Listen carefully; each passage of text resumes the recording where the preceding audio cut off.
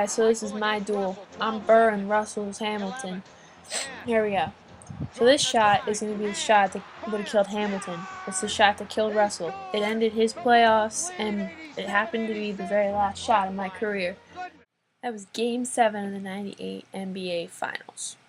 We ended up winning that game. I got my 6th title ring, and that was the last shot I ever took. Just like Burr, whose career ended after he shot Hamilton, that was like the end of my career. I mean, Burr's career ended because everyone thought he was a jerk for killing Hamilton, but my career ended because I was getting old. Granted, I didn't kill Russell, but I killed his dreams, which is pretty much the same thing. So, in essence, me and Burr are kind of like the same guy. I can't help to think that maybe Hamilton and Burr could have handled it a better way. There was really no other way for Russell and I to handle it. Like, you play the game, that's how it works. But Hamilton and Burr definitely could have avoided shooting at each other to end an argument. Like, if they're the founding fathers of our nation, I'm a little concerned that they shoot at each other to deal with their issues. So I think that the lesson to be learned here is there are better ways to end your argument than shoot at people. Like, you were friends once. Don't shoot at each other. There are plenty of people who I was friends with in the court and got in arguments with. You hit them in the face once or twice, they break their nose, you break your jaw, whoop-de-doo. But you don't kill them. I've been known to get in fights with people I play against and teammates and everything, but I can't imagine an argument coming to the point where the most noble thing to do is to shoot them. Another lesson to be learned from this is you can think that you're doing the right thing and you can think that it's the best way to handle it, but in reality, once it's over, no one's gonna think that it was as right and noble as you did. Like, say some guy on the court roughing you up, like, really just wouldn't leave you alone. So the very first thing you think to do is to push him or to hit him. And then once you watch replays and you hear the commentators talking about it, they're making fun of you, how ridiculous you were. But in your mind, you thought it was the right thing to do and the only way to handle it. So it's more important to plan things out and think of how other people are going to react to your decisions. Looking back, some of the decisions I made to fight people weren't the right ones. So I think that if Hamilton and Burr could have looked back on their duel, they would see that it wasn't the right thing to do. So that's that. That's how I see the duel. One important thing in this chapter is avoid public conflict. Jefferson did everything behind the scenes. He had this secret dinner where he invited all the people and was a mediator between all of them, but nobody knew about it until after the fact. There was no way that anyone from the public was involved and could overhear what was happening or there were no tabloids, but if there was no way for them to spin the story the wrong way until something had actually been accomplished. I think that that's something that most professional athletes, most celebrities have to do. They have to learn that conflict shouldn't be in public places, like not at restaurants. Don't fight with paparazzis in the street. Do things privately so that it can't get twisted and that people think you're a bad person when really you're just trying to protect yourself. Jefferson did a good job of that. He made sure that he was protecting himself and making himself better, but he was helping everyone else at the same time. So celebrities, by dealing with their issues more privately, they can protect themselves from the media. Jefferson created alliances when he had this dinner. It reinforced his relationship with Madison, and then Madison would be his vice president, and it created the Republican Party. So now there are two parties, which is basically two teams. And then he still worked with he still worked with everyone in both parties in order to get what he needed done. So I think I did that in a way because I played against all these guys, and when you play against somebody, either they don't like you or you don't like them because they keep beating you or you keep beating them. But I think once the Olympics roll around, all these alliances were created behind the scenes, like everybody was actually friends. Everyone, or behind the scenes, like everybody became friends, and then we created this invincible dream team in Spain in '92. But that's because of all the behind the scenes conversations. So to recap, do things like negotiations and arguments and things like that. Do them privately if you want them to be successful.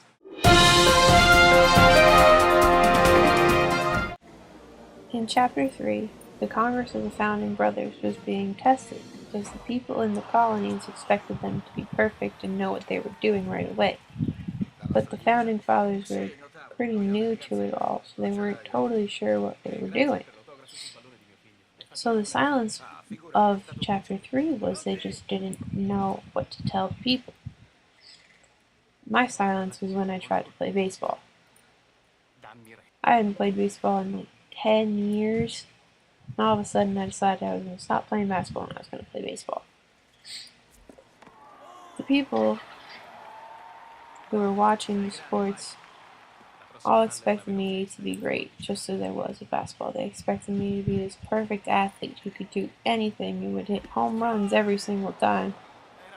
But as Space Jam here so accurately described, I wasn't that great. I hadn't played in years, and even when I did play, I wasn't that good. So my silence was I didn't know what to tell the fans. That I just couldn't be good at everything because I was human. I was human, I couldn't be perfect.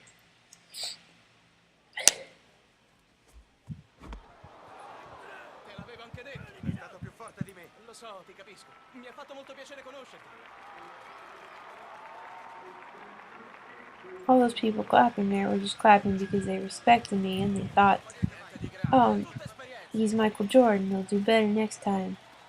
So I think that's what happened in the colonies too. Like if the founding fathers messed up, the colonies would say, oh, they know what they're doing, they're our leaders. So I think the lesson to be learned is just because someone's an icon doesn't mean they're perfect. Those men were the icons of the country and they messed up. I was the greatest basketball player and I was a great athlete, but baseball wasn't my thing.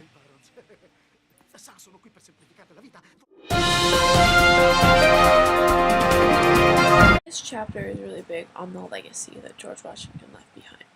George Washington was the very first president our country ever had, and he set the precedent of only serving 2 terms and not becoming a tyrant or a dictator or abusing the ability to take as many terms as you want. He said 2 is enough, and that was that. So he kind of set the precedent for presidents to come. The best way that I can think that this relates to me is that I set a precedent for athletes to come. I mean, had all kinds of awards and honors, like I was all defensive team 9 times, first all NBA first team 10 times, all NBA second team my rookie year, all rookie first team, Hall of Fame inductee in 2009. I was the most valuable player of the All-Star game 3 times. I was the most valuable player of the entire NBA 5 times. I was the finals MVP 6 times. I was the player of the month 16 times, the player of the week 25 times, and the rookie of the year, my rookie year. It was a whole bunch of things like that. And I think that it kind of makes athletes and basketball players who are starting to play, who are joining the NBA, who are playing college, they want to do that kind of thing. It sets a precedent to be the greatest. There are lots of things you have to do. You can't just be good at one thing. So the lesson in this chapter is if you're going to be good at something, be good at it, but you don't need to be obsessive and power hungry about it. You can just be a good guy and be good at something. The collaborators in this chapter are the founding fathers of America. They were founding brothers. They worked together to create something amazing. They created America. The founding fathers of American basketball, I like to think, is the Dream Team from the 1992 Olympics in Barcelona. We made American basketball what it is today. We made it a legacy to continue on. So we were the Dream Team. We had our issues, but in the end, we achieved greatness. There was Scottie Pippen, John Stockton, Karl Malone, Larry Bird, Patrick Ewing, Magic Johnson, Chris Mullin, David Robinson, Charles Barkley, Clyde Drexler, and Christian Laettner.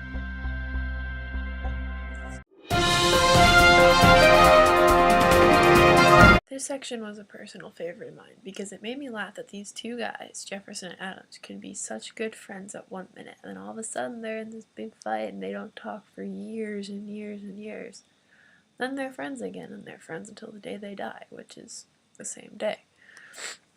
And I thought about it and I was like, wow, they're acting so childish, like middle school girls. Then I realized I had the same thing happen to me. So me and Steve Kerr are pretty good friends, right? We're at practice one day, and I guess Steve has had just about enough. So he starts picking a fight with me. And, I mean, apparently it was his first fight because he did not handle it well. I think I broke his nose in, like, the first punch or something. But then it was over. The fight was over, practice was over, and I felt awful about it, so by the time he got home, he had a voicemail from me talking about how sorry I was and how I didn't mean it, and I hope we could still be friends, and fight ended, and we're still friends today. So I think that chapter made me realize that once you're friends with somebody, even if you fight, you can still get over it and still be friends with them, and lifelong friendships are what they are. So there you have it. That's what I, Michael Jordan, learned from Founding Brothers.